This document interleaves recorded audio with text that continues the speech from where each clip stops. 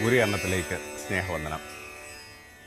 അയാളുടെ വളർച്ചയുടെ എല്ലാ കാലങ്ങളിലും മരം ഒരു സാക്ഷിയായിരുന്നു.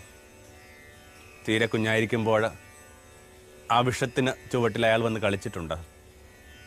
ആ കുഞ്ഞിന് വേണ്ടി വിഷം പൂക്കൾ വീഴ്ത്തിയിട്ടുണ്ട്. പതുക്കെ ചിലകൾ ചായച്ച് അതിൻ്റെ പഴങ്ങൾ സമ്മാനിച്ചിട്ടുണ്ട്. കുറച്ചുകൂടി മുതിർന്നപ്പോൾ അയാളതിൻ്റെ ശാഖകളിൽ ഊഞ്ഞാല് കെട്ടി ആടിയിട്ടുണ്ട്. വൃക്ഷം ആ കുഞ്ഞിന് വളരെ പ്രിയപ്പെട്ട ഒന്നായിരുന്നു. കൗമാരത്തിൽ അയാളുടെ കൂട്ടുകാരിയുമായി വന്ന് അതിൻ്റെ തണലിലിരുന്ന് വിശ്രമിച്ചിട്ടുണ്ട്. കഥകൾ ചൊല്ലിയിട്ടുണ്ട്. വൃക്ഷം അതും കണ്ടു. പിന്നീട് എപ്പോഴോ അയാൾ വൃക്ഷത്തെ മറന്നുപോയി. അതുവഴി പോകുമ്പോൾ വൃക്ഷം ഒരു പൂ വീഴ്ത്തിയോ ഒരു പഴം വീഴ്ത്തിയോ ഒക്കെ അയാളുടെ ശ്രദ്ധ ആകർഷിക്കാൻ ശ്രമിച്ചിട്ടുണ്ട്. പക്ഷെ അയാൾക്ക് വല്ലാത്ത തിരക്കായിരുന്നു. പിന്നെയും കുറേ വർഷങ്ങൾക്ക് ശേഷമാണ് വൃക്ഷം അയാളെ കാണുന്നത്. ഇത്തവണ അയാൾ ഒറ്റക്കായിരുന്നില്ല. മഴുവേന്തിയ കുറേ മനുഷ്യർ അയാളോടൊപ്പം ഉണ്ടായിരുന്നു.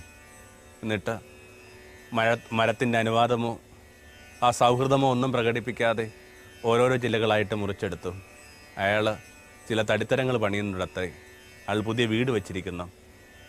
പിന്നെയും കുറേ കാലം കഴിഞ്ഞിട്ട് വീണ്ടും അയാൾ മരത്തെ കണ്ടുമുട്ടി. അല്ലെങ്കിൽ വൃക്ഷത്തിൻ്റെ അടുക്കലേക്ക് വീണ്ടും അയാൾ വന്നു. ഇത്തവണ തായ്തടി മുറിക്കാനുള്ള ശ്രമത്തിലാണ്. അയാൾക്കൊരു വഞ്ചി പണിയണമത്രേ. അയാൾ പുതിയ ചില വ്യാപാരങ്ങളിലേക്ക് പ്രവേശിക്കുകയാണ്. പിന്നെയും കുറേ കാലം കഴിയുമ്പോൾ വൃക്ഷം കണ്ടു വല്ലാതെ വയോധികനായൊരു മനുഷ്യൻ, ഒരുപക്ഷെ വല്ലാതെ പരിക്ഷീണിതനായിട്ട് തെരുവീഥിയിലൂടെ നടന്നു പോകുന്നു. വൃക്ഷത്തിന് ഇങ്ങനെ വിളിച്ച് കരയണമെന്നുണ്ട്, ബാ, എൻ്റെ വേരുകൾ ബാക്കിയുണ്ട്, ഇതിൽ വന്ന് ഇരിക്കുക, തെല്ല് വിശ്രമിക്കുക, നമുക്ക് രണ്ടുപേർക്കും വയസ്സായെന്ന് തോന്നുന്നു. വൃക്ഷത്തിൻ്റെ മനുഷ്യൻ്റെയും ഈ കഥ വായിക്കുമ്പോൾ എന്തുകൊണ്ടാണ് പെട്ടെന്ന് ഞാൻ ക്രിസ്തുവിനെ ഓർമ്മിച്ചത്? നൽകുന്നത് ആരുമായിക്കൊള്ളട്ടെ, അത് മരമായിക്കൊള്ളട്ടെ, മനുഷ്യനായിക്കൊള്ളട്ടെ, അവർക്കൊക്കെ പിന്നിൽ ക്രിസ്തുവിൻ്റെ സാദൃശ്യമുണ്ടോ? നൽകുന്നവരൊക്കെ ശരിക്കും ക്രിസ്തുവാണോ? അവസാനം വരെ നൽകിയ ഒരാൾ, നൽകാനായിട്ട് പ്രേരിപ്പിച്ച ഒരാൾ, അയാളെ വിളിക്കേണ്ട വാക്കെന്താണ്? ക്രിസ്തു എന്നല്ലാതെ. ബൈബിൾ തുടങ്ങുന്നത് തന്നെ ഈ നൽകിയ കഥ പറഞ്ഞുകൊണ്ടാണ്. ദൈവം തൻ്റെ പുത്രനെ നൽകി. എന്തുകൊണ്ടാണ്? Because he so loved the world. അവൻ ലോകത്തെ അത്രമാത്രം സ്നേഹിച്ചു. സ്നേഹിക്കുന്നവരൊക്കെ നിരന്തരം കൊടുത്തുകൊണ്ടേ ഇരിക്കണമെന്ന് ഓർമ്മിപ്പിക്കുന്ന പുസ്തകമാണ് നമ്മുടെ വേദം. അങ്ങനെയാണ് സുവിശേഷം ആരംഭിക്കുന്നത് പോലും. നൽകാനായിട്ട് പ്രേരിപ്പിക്കുന്ന ഒരു സംസ്കാരത്തിലായിരുന്നു ക്രിസ്തു എന്ന് ഓർമ്മിക്കുന്നത് നല്ലത്.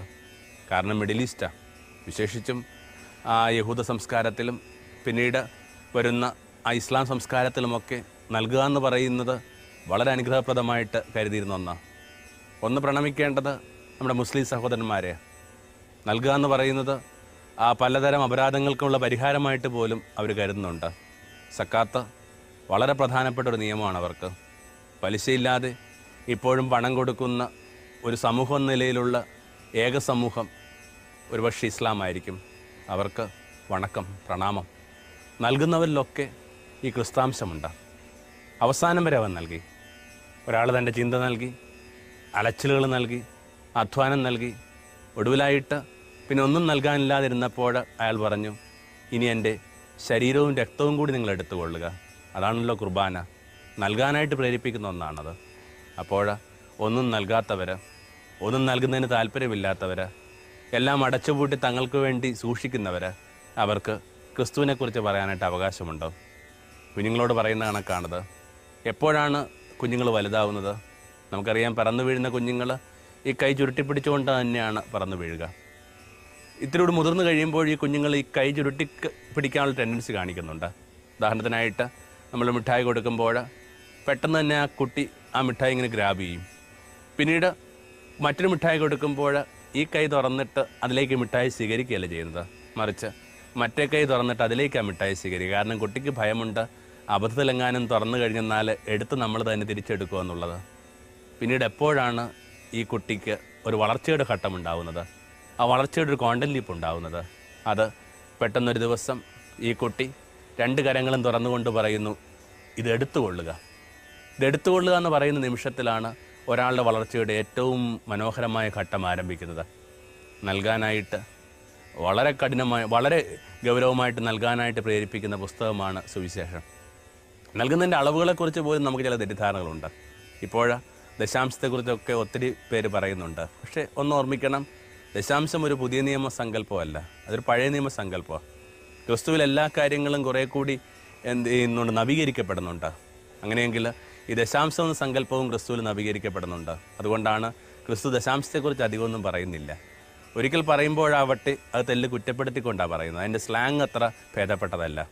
നിങ്ങൾ ഇന്ന കാര്യങ്ങളുടെ ദശാംശം കൊടുത്തിട്ടും നിങ്ങൾ നീതി, സ്നേഹം, കരുണ തുടങ്ങിയവ മറന്നു കളയുന്നു. നിങ്ങൾ കൊതുകിനെ അരിച്ചു മാറ്റിയിട്ട് ഒട്ടകത്ത് വിഴുങ്ങുന്നൊക്കെ പറയുന്ന കറുത്ത ഫലിതം പറയുന്ന ഈ ദശാംശത്തിൻ്റെ പശ്ചാത്തലത്തിലാണ്. അതിൻ്റെ അർത്ഥം കൊടുക്കരുതെന്ന് അല്ലെങ്കിൽ കൊടുക്കുന്നതിനെക്കുറിച്ച് ക്രിസ്തു പറയുന്നില്ലെന്നുള്ളതല്ല. പുതിയ നിയമത്തിൻ്റെ അളവുകൾക്കകത്ത് മാത്രം വ്യത്യാസമുണ്ട്. 10 കൊടുക്കുന്ന രീതിയല്ല പുതിയ നിയമത്തിൻ്റേത്, മറിച്ച് പകുതിയോളമെങ്കിലും കൊടുക്കാനായിട്ട് പ്രേരിപ്പിക്കുന്ന പുസ്തകമാണ് പുതിയ നിയമം. ഒരുപക്ഷെ അത് നമ്മുടെ കാലത്തിനകത്ത് തീരെ മനസ്സിലാകാത്തത് കൊണ്ടും അത്തരം ക്രിസ്തുവിൻ്റെ ചില പ്രബോധനങ്ങൾ ജീവിച്ചുകൊണ്ടിരിക്കുന്ന ജീവിതത്തെ വല്ലാതെ ചലഞ്ച് ചെയ്യുന്നത് കൊണ്ടും നമ്മൾ അത്തരം ചില കൊടുക്കൽ നിയമങ്ങളിലേക്ക് പ്രവേശിക്കാതെ ആ ദശാംശത്തിൻ്റെ കഥ പിന്നെയും തുടർന്നുകൊണ്ടേയിരിക്കുക. പകുതി കൊടുക്കുക എന്നുള്ളത് ആ പുതിയ നിയമത്തിൻ്റെ തന്നെ തുടക്കത്തിൽ തന്നെ നമ്മൾ വായിക്കുന്നുണ്ട്. യോഹന്നാൻ തന്നെയാണ് അതിന് വഴിവെട്ടുക. അയാളാ പറയുന്നത് 2 1 കൊടുക്കട്ടെ. അവിടെ തൊട്ട് ആരംഭിക്കുന്നു ആ പുതിയ നിയമത്തിൻ്റെ നൽകലിൻ്റെ പുതിയ സംസ്കാരം. ആ ദശാംശത്തിന് മീതെ പകുതി, മുക്കാൽ, കാലെന്നൊക്കെ ഉള്ളത് അവിടെ ഇരിക്കട്ടെ. എന്തായിരിക്കണം? കൃത്യമായ അളവ് പറയാൻ വേണ്ടിയല്ല ഈ വിചാരങ്ങൾ. എന്തായിരിക്കണം പുതിയ നിയമത്തിൻ്റെ കൊടുക്കുന്നതിൻ്റെ ആ ഒരു മാനദണ്ഡം? നിനക്ക് പരിക്ക് പറ്റുന്ന അളവിൽ കൊടുക്കുക. ഇനിയും കൊടുത്തു കഴിഞ്ഞെന്നാൽ നിൻ്റെ അനുദിന കാര്യങ്ങൾ ബുദ്ധിമുട്ടാവും. കുഞ്ഞിൻ്റെ ഇത്തവണത്തെ ട്യൂഷൻ ഫീസ് മുടങ്ങും, പത്രക്കാരന് ഇത്തവണത്തെ വരിസംഖ്യ കൊടുക്കാൻ പറ്റില്ല. അങ്ങനെയൊക്കെ വരുന്നൊരു ഘട്ടത്തോളം കൊടുക്കുക എന്നുള്ള, പരിക്ക് പറ്റുന്ന അളവിൽ കൊടുക്കുക എന്ന് പറയുന്ന പ്രേരിപ്പിക്കുന്ന പുസ്തകമാണ് പുതിയ നിയമം. അതുകൊണ്ടൊക്കെയാണല്ലോ കുറച്ചുകൂടി മുമ്പോട്ടൊക്കെ പോയിട്ട് മുഴുവൻ കൊടുക്കാനൊക്കെ ക്രിസ്തു പറയുന്നുണ്ട്. അപ്പോൾ പകുതി, മുഴുവൻ തുടങ്ങിയ അളവുകോലുകളല്ല, ഏകങ്ങളല്ല ഇവിടെ പ്രധാനം. ഇനി കൊടുത്തു കഴിഞ്ഞെന്നാൽ ഒരാളുടെ ജീവിതത്തിന് ക്ഷീണം പറ്റും. അയാളുടെ ചില കാര്യങ്ങൾ മുടങ്ങുന്ന അളവിൽ കൊടുക്കാനായിട്ട് പ്രേരിപ്പിക്കുന്ന പുസ്തകമാണ്. അതുകൊണ്ടാണല്ലോ മദർ തെരേസയുടെ ജീവിതത്തിൽ നമ്മൾ ഇങ്ങനൊരു അനുഭവം വായിക്കുന്നത്. ഒരു സേട്ടിന് അമ്മയെ ഒന്ന് ഇമ്പ്രസ് ചെയ്യണമെന്നുണ്ട്.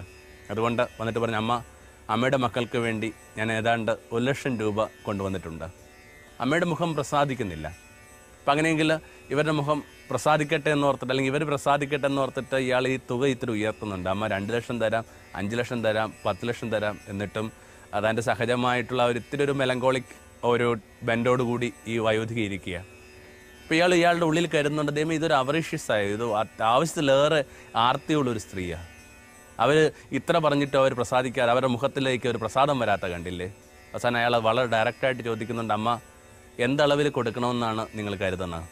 അപ്പോൾ ആ സ്ത്രീ വളരെ പതുക്കെ ഈ സേട്ടിനോട് ഉപദേശിച്ചു, sir, give until pinches you. നിനക്ക് പരിക്ക് പറ്റുന്ന അളവിൽ കൊടുക്കുക. അപ്പോൾ ഇത് തന്നെയാണ് പുതിയ നിയമത്തിലെ കൊടുക്കലിൻ്റെ മാനദണ്ഡം. ഇനി എന്തുകൊണ്ട് ഒരാൾ കൊടുക്കണമെന്നുള്ളതാണ് ഒരുപക്ഷെ നമ്മൾ റിഫ്ലക്റ്റ് ചെയ്യേണ്ട മറ്റൊരു വിഷയം. കാരണം നിൻ്റെ കൈവശമുള്ളതൊന്നും നിൻ്റേതല്ലാത്തതുകൊണ്ടാണ്. അതുകൊണ്ടാണ് വളരെ വ്യക്തമായിട്ട് മത്തായിയുടെ സുവിശേഷം 10-ാം അധ്യായത്തിൽ ക്രിസ്തു പറയും, നിനക്ക് ദാനമായിട്ട് ലഭിച്ചത് കൊണ്ട് നീ ദാനമായിട്ട് കൊടുക്കുക. ആർക്കാണ് കൊടുക്കാൻ പറ്റുന്നത്?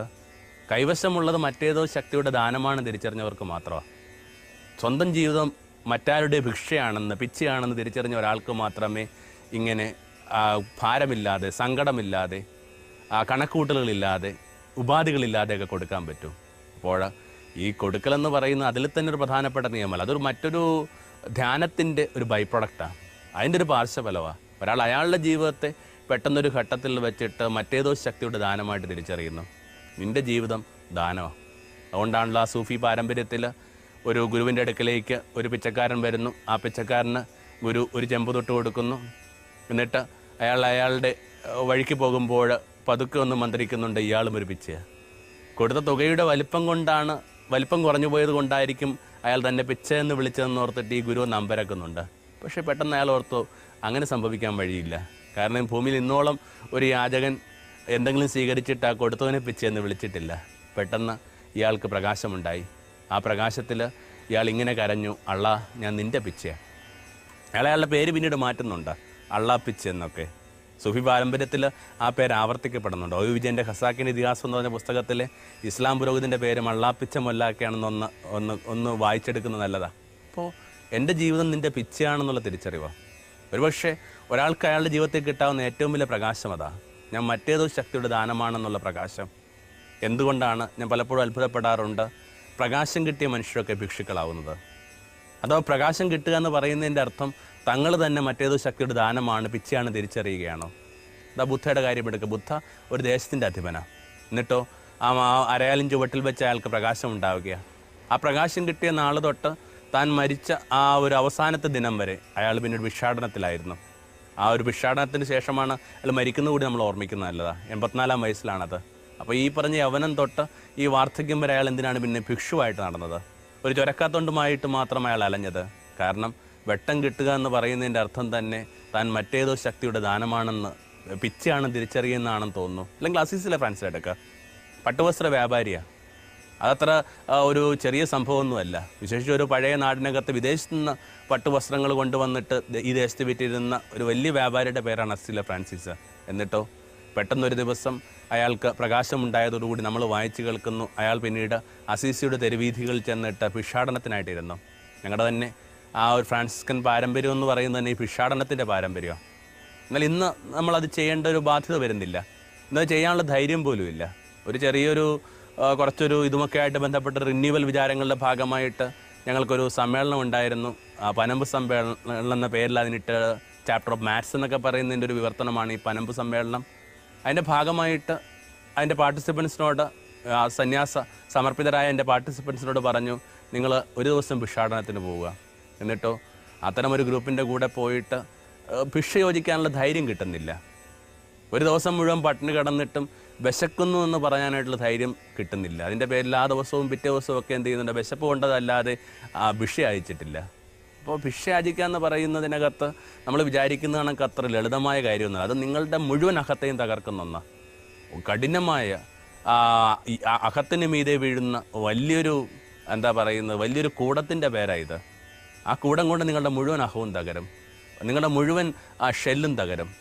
എന്നിട്ട് നിങ്ങൾ കൃത്യമായിട്ട് നിങ്ങൾ ദൈവസന്നിധിയിലേക്ക് എത്തിക്കുന്ന ഒരു പ്രക്രിയയുടെ പേരൊക്കെയാണെന്നൊന്ന് ഈ ഭിക്ഷുവാകുക എന്ന് പറയുന്നത് അത്ര എളുപ്പമൊന്നുമല്ല.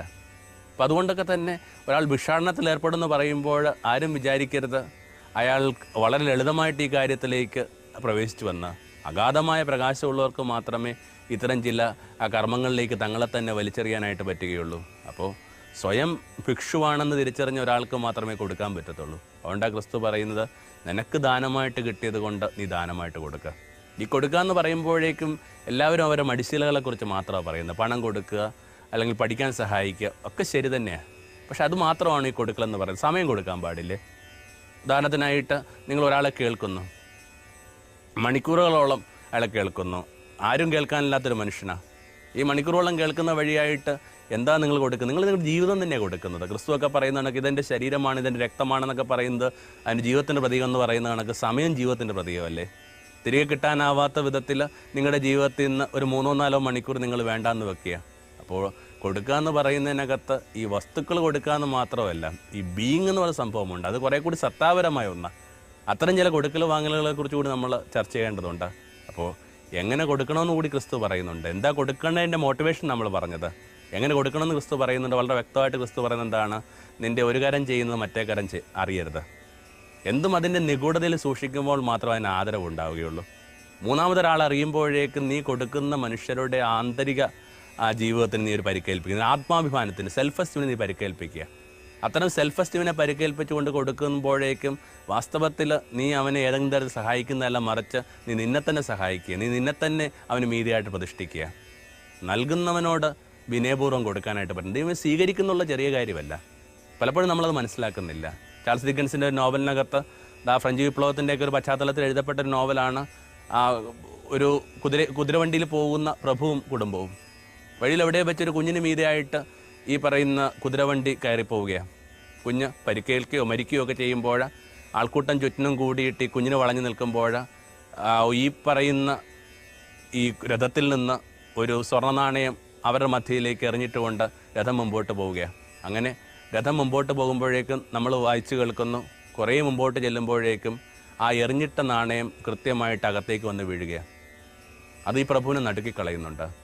കാരണം എപ്പോഴും നിങ്ങൾ സ്വീകരിക്കപ്പെടും. നിങ്ങൾ ധാർഷ്ട്യത്തോടെ കൊടുത്തു കഴിഞ്ഞാൽ എന്തുകൊണ്ട് മനുഷ്യർ നിങ്ങളെ സ്വീകരിക്കണം? പലപ്പോഴും നമ്മൾ പറയുന്നുണ്ട് നമ്മൾ നൽകിയവർ അതിൻ്റെ ഓർമ്മകൾ സൂക്ഷിക്കുന്നില്ല. നമ്മൾ കൊടുത്ത രീതിയുടെ ഒരു വ്യത്യാസം കൊണ്ടാണ്. നിങ്ങൾ ധാർഷ്ട്യത്തോടുകൂടി, നിങ്ങളുടെ ഒഡോസിറ്റിയോടുകൂടി, നിങ്ങളുടെ മേധാവിത്വം, ഈ പറയുന്ന സുപ്പീരിയർ എന്ന് പറയുന്ന ഒരു തലത്തിൽ നിന്നുകൊണ്ട് കൊടുത്തു കഴിയുമ്പോൾ എന്തിനാണ് അവർ നിങ്ങളെ ഓർമ്മിക്കേണ്ട ഒരു കാര്യമില്ല. അപ്പോൾ ഈ എങ്ങനെ കൊടുക്കണമെന്ന് ക്രിസ്തു വളരെ വ്യക്തമായിട്ട് പറയുന്നുണ്ട്. നിൻ്റെ ഭാര്യയെ കുഞ്ഞുങ്ങൾ അറിയുന്നതെന്നല്ല പറയുന്നത്, ഈ കൈ കൊണ്ട് ചെയ്യുന്ന മറ്റേ കൈ പോലും അറിയണമെന്ന് പറയുന്നത്. അതിൻ്റെ അർത്ഥം ഈ ഫർഗെറ്റ് ഇറ്റ്, ഈ കൊടുത്തതിനെക്കുറിച്ച് നീ മറന്നു കളയാന്നുള്ള. അങ്ങനെയൊക്കെ കൊടുക്കാൻ പറ്റുമ്പോൾ മാത്രമേ ഈ ഇതിനകത്തൊരു സൗന്ദര്യമുള്ളൂ. ഈ ദാനം കൊടുക്കുന്നതിനകത്ത് ഒരു സൗന്ദര്യമുണ്ട്. അല്ലെങ്കിൽ അത് വെറുതെ ആ ചട്ടമോ അനുഷ്ഠാനമോ നിങ്ങളുടെ ധാർമ്മികതയുടെയോ നിങ്ങളുടെ കടമയുടെയോ നിങ്ങളുടെ എന്തിന് കുറ്റബോധത്തിൻ്റെ പോലും ഭാഗമായി മാറിയെന്നിരിക്കും. അതുകൊണ്ടൊക്കെയാണ് ജിബ്രാൻ പറയുന്നുണ്ട്, 2 തരത്തിൽ കൊടുക്കുന്നവരുണ്ട്. ചിലരെന്ത് ചെയ്യുന്നു, ആനന്ദത്തിൽ കൊടുക്കുന്നവരുണ്ട്, സന്തോഷത്തിൽ കൊടുക്കുന്നവരുണ്ട്. അവർക്ക് ആ സന്തോഷം എന്ന് പറയുന്നത് തന്നെയാണ് അവർക്ക് വേണ്ടിയുള്ള സമ്മാനം. വേറെ ചിലർ ദുഃഖിച്ചു കൊടുക്കുന്നവരുണ്ട്. അവർക്ക് ആ ദുഃഖം തന്നെയാണ് അവരുടെ ജ്ഞാനസ്നാനം. പക്ഷേ ഇത് രണ്ടുമല്ല. ഇതൊന്നുമില്ലാതെ വെറുതെ കൊടുക്കുന്ന ചില മനുഷ്യരുണ്ട്. പൂക്കൾ താഴ്വരയ്ക്ക് പരിമളം കൊടുക്കുന്ന കണക്ക് ഈ കൊടുക്കുന്നതിന് വേണ്ടി മാത്രം കൊടുക്കുന്ന, സ്വാഭാവികമായിട്ട് കൊടുക്കുന്നതിൻ്റെ നാട്യങ്ങളില്ലാത്ത, കൊടുക്കുന്നതിൻ്റെ പേരിൽ അമിതമായിട്ട് സെൽഫ് റൈറ്റ്നെസ് തോന്നാത്ത ചില മനുഷ്യർ കൊടുക്കുന്നുണ്ട്. പൂക്കൾ പരിമളം പരത്തുന്ന കണക്കൊരു വാക്കാണ് അയാൾ ഉപയോഗിക്കുന്നത്. എന്നിട്ട് ജിബ്രാൻ പറയുന്നുണ്ട്, അവർക്ക് പിന്നിലാണ് നിങ്ങൾ ദൈവത്തിൻ്റെ പുഞ്ചിരി കാണാൻ പോവുക.